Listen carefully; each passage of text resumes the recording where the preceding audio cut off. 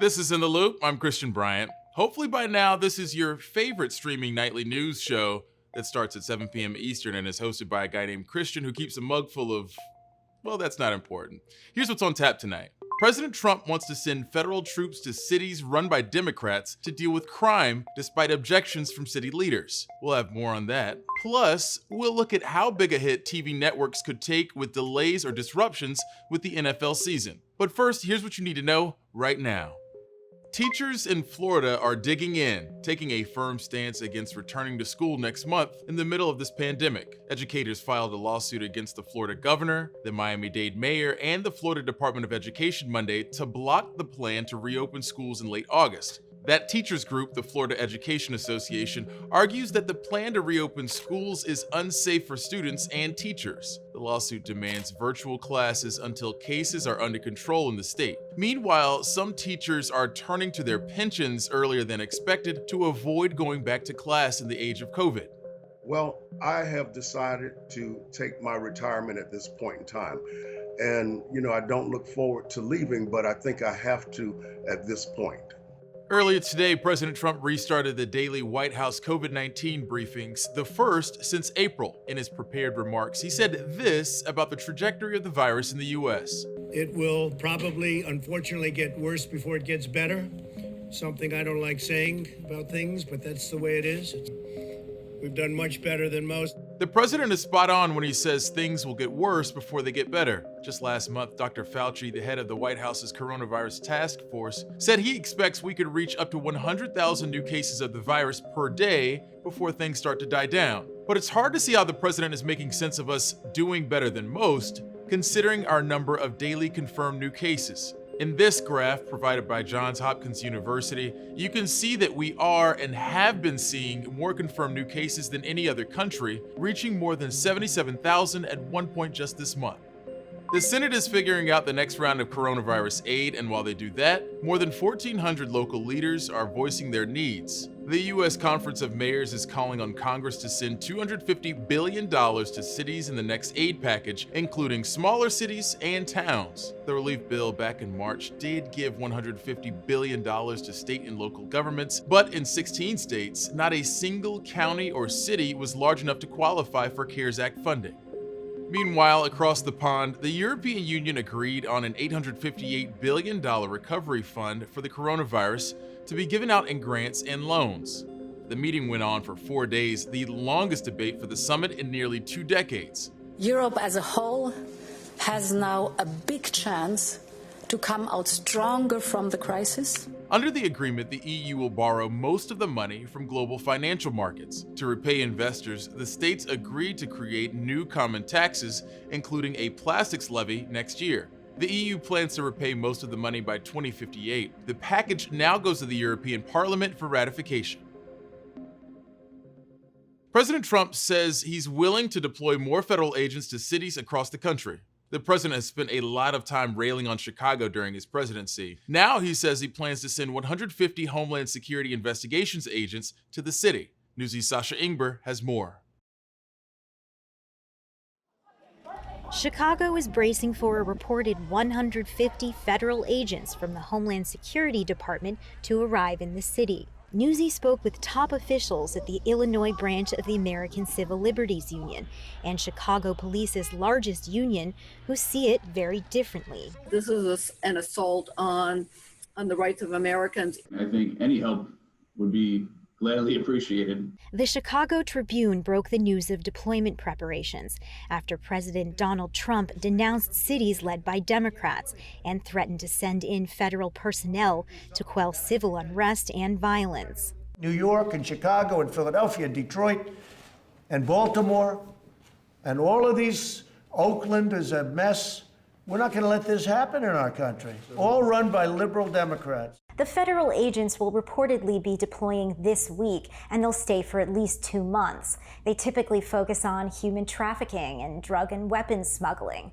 But the ACLU tells Newsy this plan is laughable because agents aren't familiar with the city or its neighborhoods. They're considering filing a lawsuit depending on how the agents are deployed. It really raises, I think the image of of an administration whose response to any dissent in this country is to send in, essentially a federal occupying force.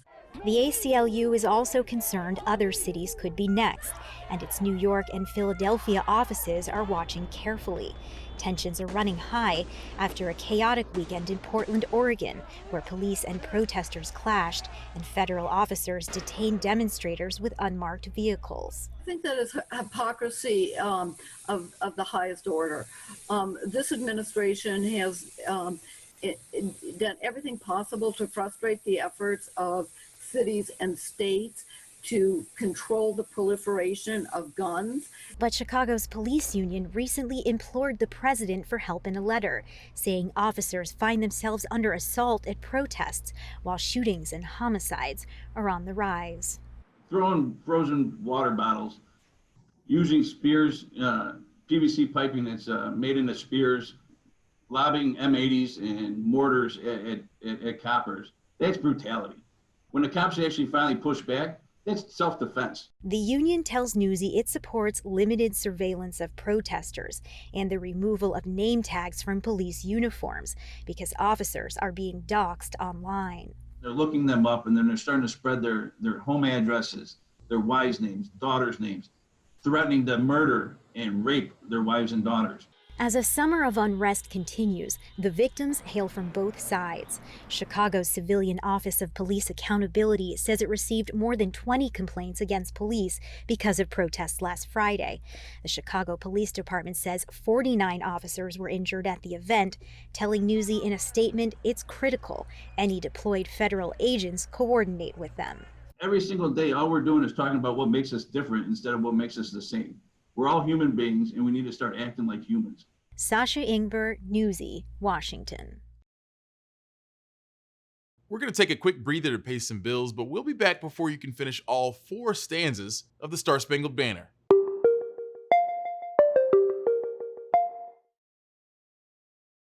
Sure. Memes and cat videos are fun, but actual news might be a bit more useful.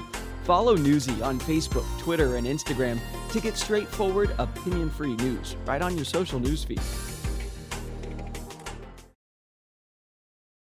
Excited that you found Newsy's clear, straightforward news reporting? Just remember, you can come back every morning for fresh, up-to-date stories and get your day started with news that matters most to you. On your schedule, anytime you need us, every day. All facts, no opinion. We're Newsy. Be informed, not influenced. Natalie Portman, the star of Annihilation, a movie that should have won an Oscar, is bringing women's soccer to SoCal. Portland moms are here to protect, and some people online are looking to boycott the MLB before we even get the season started. Here's what's trending. Major League Baseball's reopening day is just 2 days away, but a San Francisco Giants exhibition game got hashtag boycott MLB trending because of this: some players and staff kneeling during the national anthem. And as we know by now, some people really don't like that. By the looks of it, a lot of the tweets around this come from people making fun of the boycott. Anyway, none of this is particularly surprising. The pandemic might have delayed the baseball season, but apparently online debate over athletes calling out racial injustice is perennial. You might have seen Wall of Moms trickle down your timeline because, well, a group of moms locked arms and made a wall in Portland, Oregon to protect demonstrators from law enforcement. As we hit on earlier in the show, protests there have been ongoing since the death of George Floyd in late May. Just yesterday, Oregon lawmakers criticized federal officers who've been using an array of unusual tactics, including scooping demonstrators off the street, to manage demonstrations in Portland. Natalie Portman is trending because she and a group of women are bringing a women's soccer team to Los Angeles. Today, the National Women's Soccer League awarded a group led by Portman rights to form a franchise. What's dope as hell and still not too common is that the team will have mostly women as founders. The team name is still TBD and it will debut in 2022. We'll pivot from football to football here. The captions should clear that up. TV networks are highly dependent on professional football for ad revenue, In 2019, the NFL regular season and playoffs made up 39% of ad revenue for Fox, one of the largest networks. In this next story, Bianca Fascini takes a look at how a delayed or disrupted NFL season spells major trouble for the TV networks that depend on football for ad revenue. The NFL, like many other businesses, faces an uncertain future amid the COVID-19 pandemic.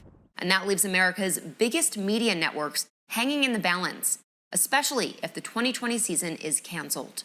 I don't really see a plan B in terms of the hit that they're going to take if things go awry.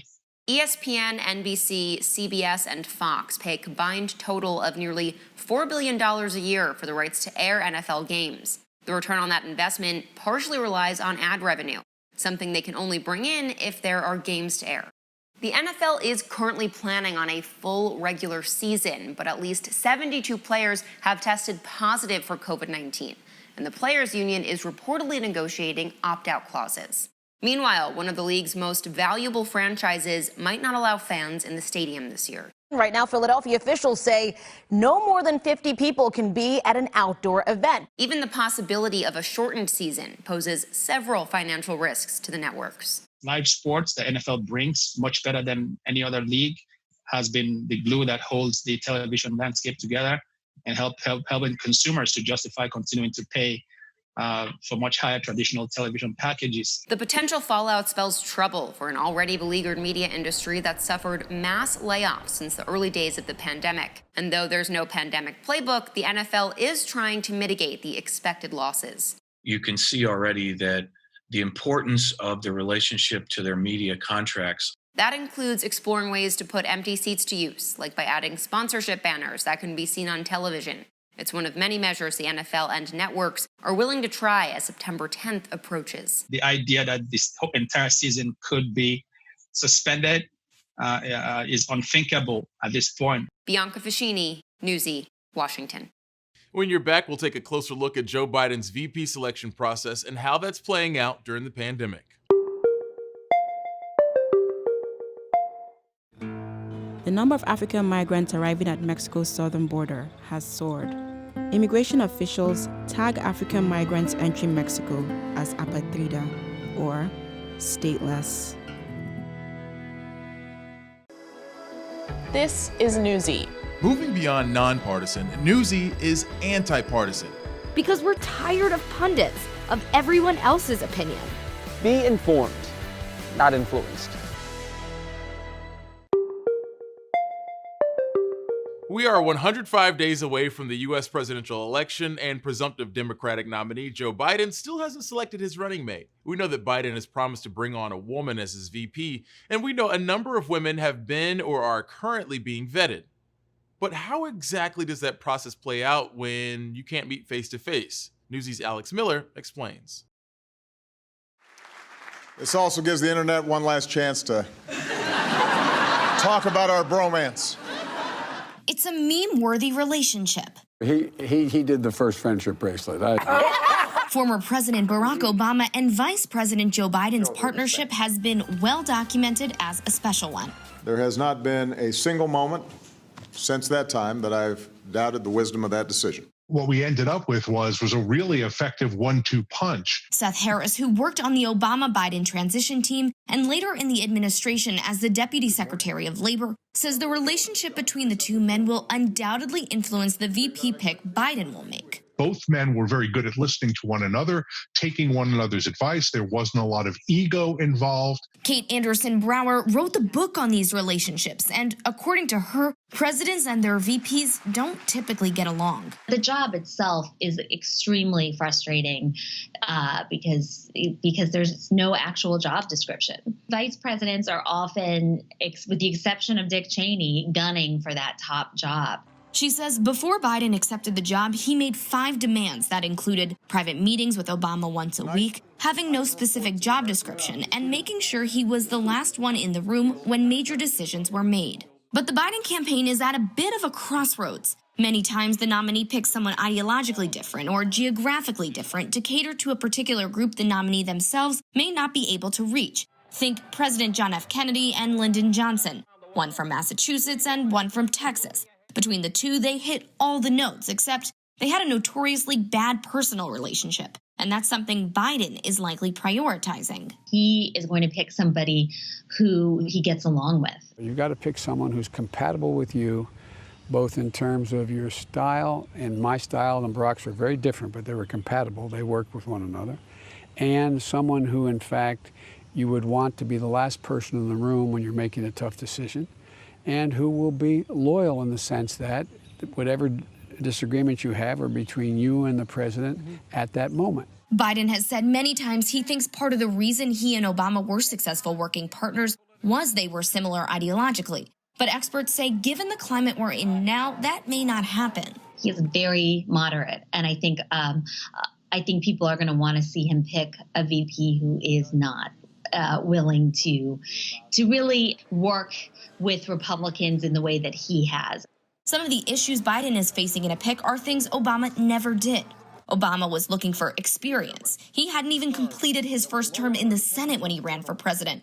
It made Biden, who had been in Congress since Obama was 12, a natural pick. Should Biden become president, he'd be the oldest ever inaugurated. The whole idea of succession becomes much more important. For him, his biggest issue right now is just energizing the base. Biden has vowed to have a woman as his VP, and while the list of potential picks seems to be long and ever-changing, a decision on who he'll choose is expected in the next few weeks. Outside of Washington, Alex Miller, Newsy. If you're ever watching our show and you say to yourself, I want to speak to his manager, then you can use the hashtag Newsy in the Loop to make direct contact with whoever's in charge of this operation. It's me. Every patient was a dollar sign. It wasn't about how well was the treatment done. It was about how much did you make on that treatment. On a personal basis, I've watched them drilling perfectly healthy teeth. I do not think I was an aggressive dentist. Losing your perfectly healthy teeth. How dare you try to do that to me? We're not really sure that Wall Street is the best place to make medical decisions for us. Nothing's wrong with making money. If you're doing it ethically, absolutely not.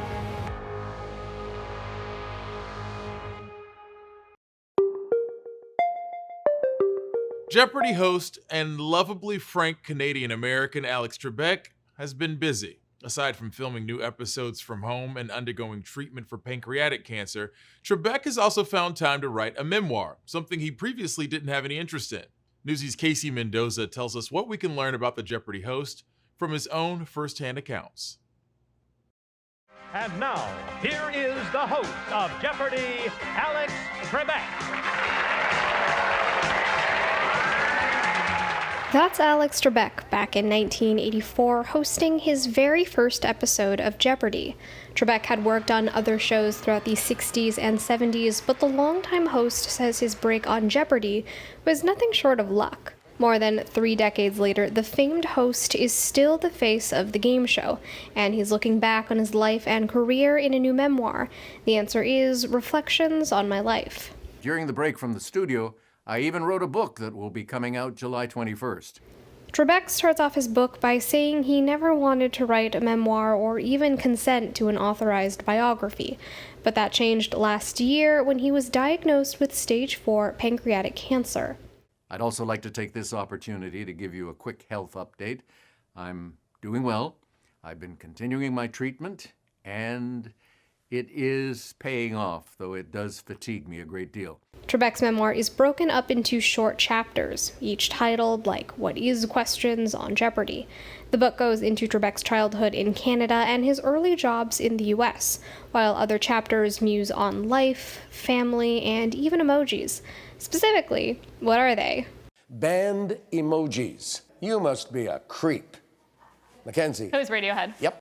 Writing more seriously about his cancer diagnosis and retirement, Trebek says he wants to keep hosting as long as he physically and mentally can. Despite the show's early summer hiatus and pandemic shutdown, Jeopardy! Is making plans to return in September. Meanwhile, my wish for all of you, stay safe. Casey Mendoza, Newsy, Chicago. We're still learning a lot about the coronavirus, including how the virus can affect a pregnancy. As if carrying a child wasn't hard enough, there are some reports showing that COVID-19 can be transmitted while a child is still in the womb. Newsy's Lindsay Thies has more. it really feels like it's me and baby against the world. Zoe Martinkus, like many expecting mothers, wasn't planning for a pandemic when she got pregnant, but she's facing an added burden. Her husband is an ICU nurse. You feel offhand like you've been robbed of all the joys of that pregnancy should bring, right? People coming over, touching your belly and feeling the baby move. What worries you the most? Getting it. You hear these horror stories around the nation about how many people have died from it. Pandemic anxiety is running high for many pregnant women, especially as some reports show COVID-19 can be transmitted from mother to baby. Right now, there seems to be a few case reports suggesting that it can happen, but it certainly doesn't happen all the time. Dr. Albert Su recently studied one of the first instances of a mother who had COVID-19 in her placenta after suffering just a mild case of COVID-19. Yes, there have been other reports of the COVID-19 virus inside placentas, but all the cases that we've seen, my co-authors and I have seen in the literature, have all been from patients with moderate or severe COVID-19 disease, moderate being defined as requiring oxygen, and severe being defined as requiring ICU or critical care. Many viruses can cross the placenta and infect a fetus in the womb, and there's growing evidence that the coronavirus sometimes can too. Here's what some of the latest studies have found. Researchers in Italy studied 31 women with COVID-19 who delivered babies in March and April. They found signs of the virus in several samples of umbilical cord blood, the placenta, and breast milk. In one case, there was evidence a newborn may have had the virus at birth because signs of it were found in umbilical cord blood and in the placenta. In France, a case study of a severely ill 23-year-old pregnant woman found evidence the coronavirus had been transmitted from the placenta to her baby. But in the U.S., researchers at the National Institutes of Health found placental membranes lack messenger molecules to make the receptors and specific enzymes the coronavirus uses to enter and infect cells. So far, most research has been on women in late stages of pregnancy. COVID-19 only came to the United States in February or March. Women who first got pregnant in February or March, they're only in their second trimester. And it's not because people aren't trying or people don't care, it's just we don't have enough time, we don't have enough data yet. As of July 16th, the CDC reported 12,056 cases of COVID-19 among pregnant women and 35 deaths. Right now, CDC guidance for pregnant women and newborns includes testing and monitoring, but it's not required. This case has raised important public health and public policy questions of whether future pregnancy guidance should include stricter pandemic precautions. But many questions remain, like what is the risk of pregnancy complications, of birth defects?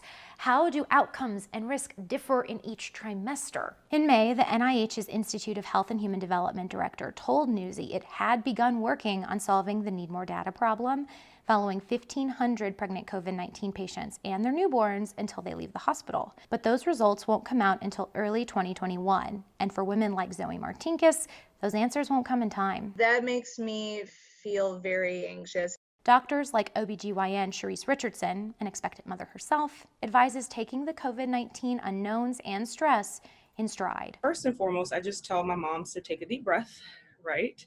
Like, you're in good hands. For me, it's just taking it day by day. I think that all we have is the day. For Newsy, I'm Lindsay Thies. That's it for today's show. As we mentioned in the last story, pandemic anxiety is high, so take care of yourself. We'll be back with in-depth storytelling and maybe a bit of escapism tomorrow. Same time, same place. But don't go anywhere just yet. More top stories from Newsy are headed your way now.